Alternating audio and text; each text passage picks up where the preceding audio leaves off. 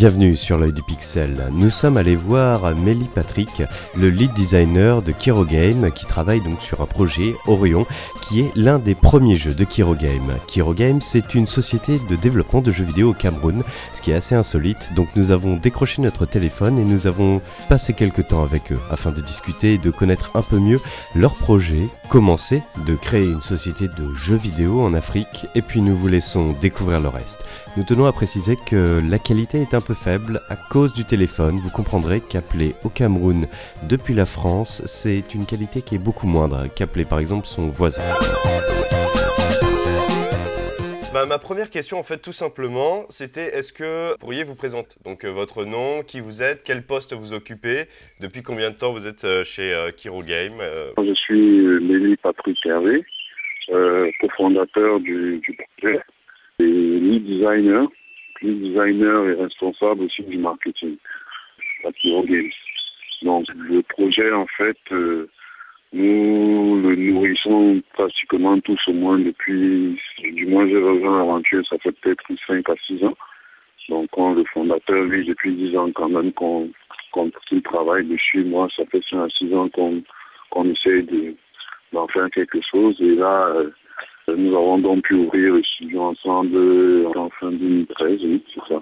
Par rapport à vous, ou même aux gens qui travaillent chez Kyrogame, d'où viennent vu que c'est une équipe qui, comme vous le dites, est assez jeune, quels sont les parcours des différents membres? D'où viennent-ils par rapport aux études, aux expériences? En fait, déjà, les membres fondateurs, nous sommes, pour la plupart, nous sommes d'abord à la fan de jeux vidéo, vous en doutez, quand nous étions tout petits, avec le Final Fantasy et tout ça, je suis super, PS et tout. Donc, nous avons, par exemple, le fondateur, Madi Olivier, lui, il a fait informatique.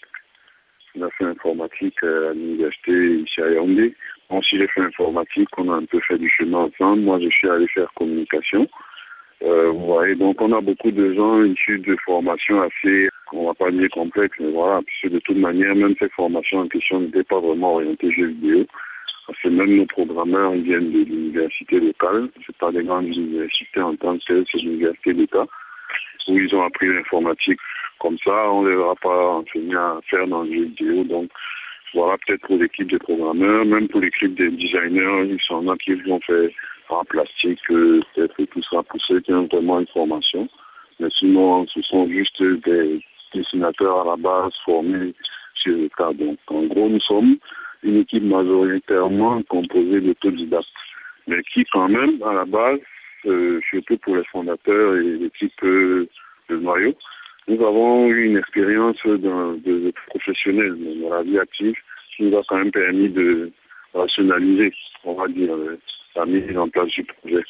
Donc c'est au-delà de cette expérience où nous avons mis pratiquement 5 ans à travailler à notre propre compte que nous avons, disons, tenté l'aventure en fonction de nos expériences qu'on a du jeu vidéo et du monde de l'entrepreneuriat.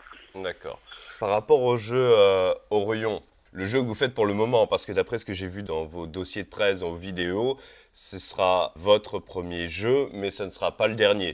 Vous comptez pas vous arrêter là, et vous avez même de nombreux jeux derrière, d'après ce que j'ai compris. Orion, donc, d'où est venue l'idée? Quelle est l'inspiration? Est-ce que vous pourriez, à l'oral, me présenter un peu donc d'où est partie l'idée d'Orion et ce que vous voulez vraiment faire passer à travers ce jeu? Orion, c'est justement le projet qu'on nourrit depuis nous, qui était un peu orienté comme un RPG, on va dire classique, hein, dans l'aventure d'un héros qui évolue avec son monde et tout ça.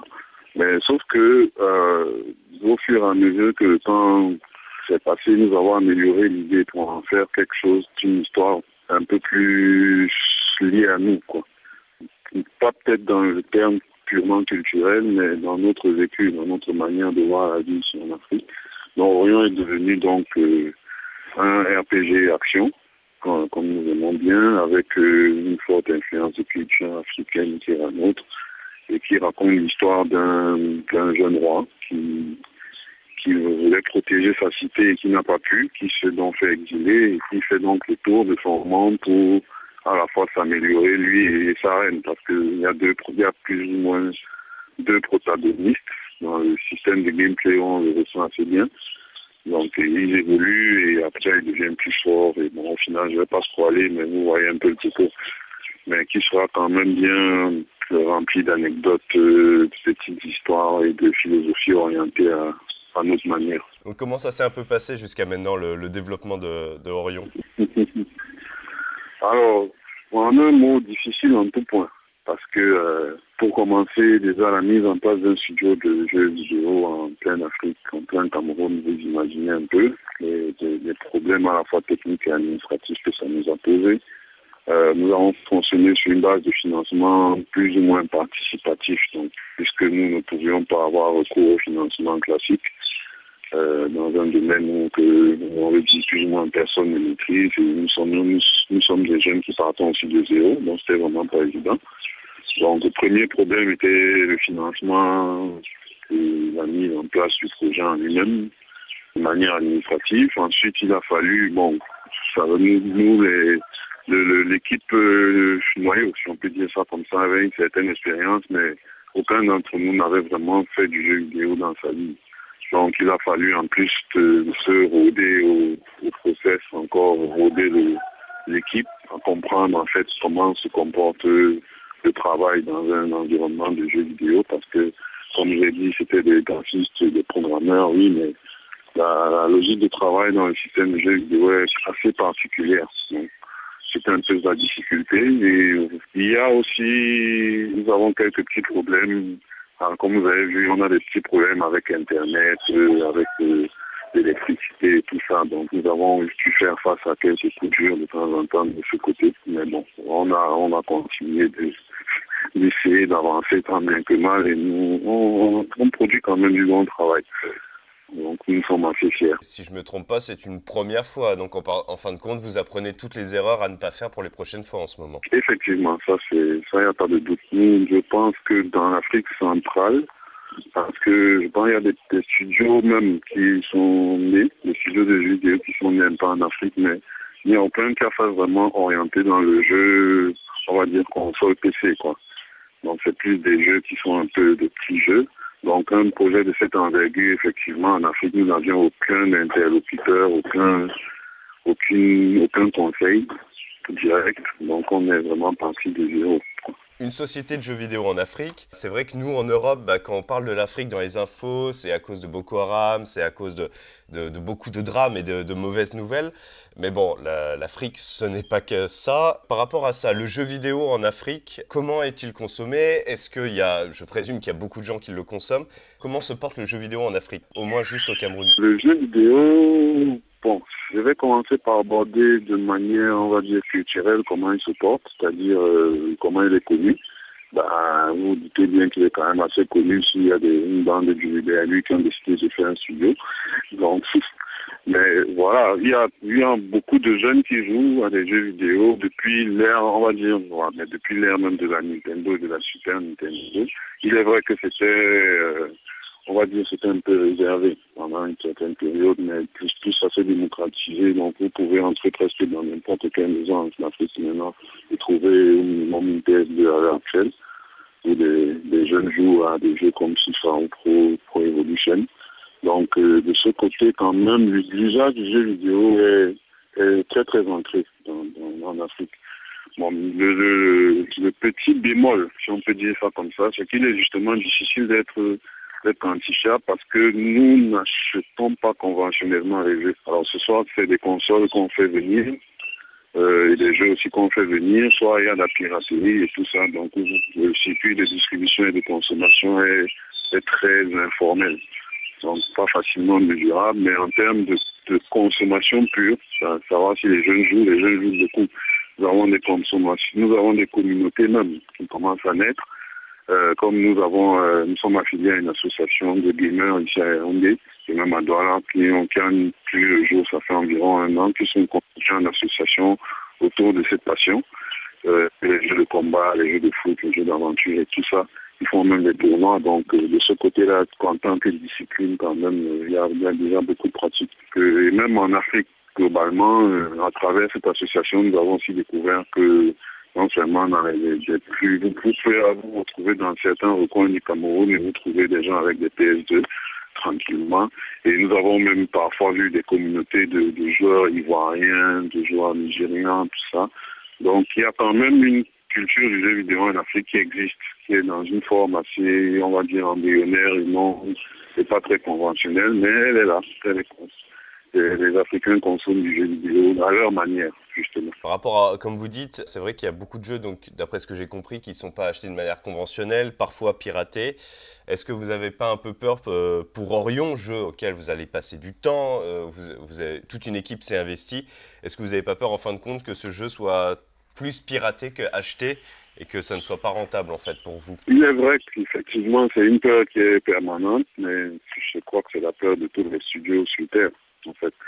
Et quelque part, nous pallions un peu le risque parce que, vu que nous sommes en Afrique, nous avons aussi des coûts de production plus ou moins inférieurs, quand même assez inférieurs au fait que si nous étions installés à Toulouse, par exemple. Donc, ça veut dire que nous pouvons vendre d'une manière raisonnable et quand même espérer récolter assez de profits pour pouvoir faire survivre l'entreprise. Donc, c'est un peu dessus que nous parions. Et entre-temps, nous avons essayé de voir vraiment, à part ça, si ce problème était solvable ou pas. Alors, la piraterie, c'est un problème que si nous on le résout, vraiment, autant mieux de venir faire dans la sécurité informatique, je suppose. Mais on est obligé de faire avec. Et nous considérons quand même que si nous avons des petits studios qui s'en sortent avec, on va dire, des petits jeux, et tout ça, donc je peux prendre peut-être l'exemple de Giant Bomb, je crois, qui ont fait Bastion. C'est vrai qu'ils ont fait de très bonnes ventes, mais ils ont été aussi piratés, mais voilà, ils s'en sortent, quoi. Donc, nous faisons un pari, un peu comme tout, n'importe quel studio sur la planète. Avec un léger avantage, c'est vrai, mais bon, on verra. Orion, il est prévu de sortir pour quand? La date, pour l'instant, il n'y a pas de date officielle. Nous sommes, alors je crois que c'est peut-être la première fois qu'on va vraiment dire officiellement, là. Nous sommes donc en contrat avec un éditeur depuis peu de temps. Donc, nous sommes encore pour parler avec l'éditeur pour tout ça, quoi, la date de sortie, les modalités, tout ça. Donc, pour l'instant, on n'a pas de date officielle. Mais vous avez déjà un éditeur qui est intéressé par le jeu. Ça, c'est une bonne nouvelle, ceci dit. Oui, effectivement. C'est un éditeur qui tient même en France. Donc, lorsqu'on sera autorisé à révéler l'information, vous le saurez. Non, pas de souci. On va reparler maintenant de votre société quand même. Qu'est-ce que vous avez prévu pour le futur? Alors, pas forcément demain, mais vous dans 3 ans, 4 ans, vous voyez faire quoi? Continuer à faire des gros jeux pour PC, faire des plus petits jeux? Comment vous voulez faire évoluer la société? Alors, déjà, Orion, nous aimerions quand même faire notre licence phare, que nous allons mûrir et continuer au fil du temps. Donc, au moins pour les 3, 4, 5 prochaines années, nous avons au moins 2 versions d'Orion qui sortiront. En parallèle, nous n'avons pas encore vraiment discuté de ça, mais dans les plans, nous avons prévu aussi de pouvoir sortir d'autres jeux. Parce que le studio est basé sur une chose, la valorisation de la culture africaine à travers le jeu vidéo. Donc nous allons sûrement avoir avec d'autres partenaires peut-être aussi faire des développements de jeux vidéo à d'orientation de culture africaine. Et aussi, pourquoi pas, nous avons aussi comme ambition de s'imposer à long terme comme éditeur de jeux vidéo, peut-être en Afrique centrale, si possible, si possible d'organiser le marché. Mais voilà, en fait, un peu les visions de Kiro Games, quoi. Mais pour l'instant, Orion, c'est notre projet phare. Nous allons tout ce qui sera fait au fur et à mesure, en général, c'est fait pour aboutir à un jeu où nous aurions tout donné, en fait, qui sera notre achievement. Question, alors qui est un peu hors sujet, quoi, qui est un peu différente. Et je sais qu'en France, alors c'est un sujet qui tourne depuis la sortie de Resident Evil 5, qui se déroulait en Afrique. Je ne sais pas si vous connaissez le jeu. La plupart donc disaient que le jeu vidéo était certains jeux vidéo étaient racistes envers l'Afrique. Vu que j'ai des joueurs africains au bout du téléphone, au moins je peux poser la question, est-ce que Resident Evil 5 était raciste? Est-ce que vous avez la sensation que le jeu vidéo globalement est raciste? Quel est votre avis là-dessus en fait? Alors, pour Resident Evil 5, ce jeu, c'est un excellent jeu, je l'ai franchement aimé. Donc franchement, raciste, je trouve pas. Je pense que le marché du jeu vidéo ne subit, c'est peut-être des clichés qui existent dans n'importe quel type d'art, que ce soit le cinéma, que ce soit la bande dessinée, ce sont juste des histoires. Dire que le jeu vidéo est raciste et même que Resident Evil est raciste, je pense juste que c'est l'axe des scénarios qui pouvaient peut-être que les Noirs soient dans une position particulière. Et même dans le principe, je ne vois pas en quoi il est raciste, ce genre en particulier. Et en général, je pense que le fait est que le fait que l'Afrique, en fait, ne soit pas eux-mêmes représentés en termes d'émissions, en termes de création de jeux vidéo, justifie amplement le fait qu'on puisse peut-être le trouver raciste. C'est-à-dire, si on est sous-représenté, on peut avoir cette apparence de minorité, mais moi, je ne trouve pas. Je crois que je prends en parler quand même pour la plupart de tous les gamers que je connais, que on trouve pas. Je me souviens vraiment pas avoir joué un jeu, quel que soit le jeu, qui m'ait blessé de manière en termes de racisme. Donc, en termes de racisme, non, je trouve vraiment pas. Moi, je considère aussi qu'il faudrait même pas qu'on le prenne comme ça, parce que, par exemple, si nous on fait des jeux où on se met à tirer sur des blancs ou à lancer des flèches sur eux, nous, bon, ce sera juste comme ça, quoi. C'est-à-dire, dans l'imagination, on va dessiner un personnage, mais on va tirer sur lui, il n'y aura aucune intention raciste. Donc, je vois vraiment pas pourquoi, quand Capcom décide de faire son jeu, où il a décidé que le scénario se trouve en Afrique, il y a des zombies noirs, on devait trouver ça raciste. C'est presque absurde, quand même. C'est même presque réducteur, parce que ce serait vraiment comme si nous ne sommes pas autant des hommes que les autres. Nous avons eu des jeux de zombies bien avant, avec plein de zombies blancs, verts, jaunes. Je crois pas qu'il y ait des associations d'hommes verts qui se sont révoltés. Donc, Est-ce que vous avez autre chose, un mot de la fin pour terminer, quelque chose duquel on n'aurait pas parlé et vous voudriez dire? Bon, en tout cas, ce que je peux dire quand même, c'est concernant Kiro Games, nous sommes en train de vivre effectivement une aventure unique. Nous sommes en train de donner tout ce qu'on a. Nous sommes en train de vouloir donner une nouvelle orientation de ce qu'on peut faire en tant que jeunes dans le monde et en tant qu'Africains. Nous espérons que pour nous, ça va marcher et que pour le reste de l'Afrique et que le reste du monde, nous aurons lancé une dynamique au moins pour pouvoir changer les choses, à la fois pour nous-mêmes et pour les jeunes du monde entier.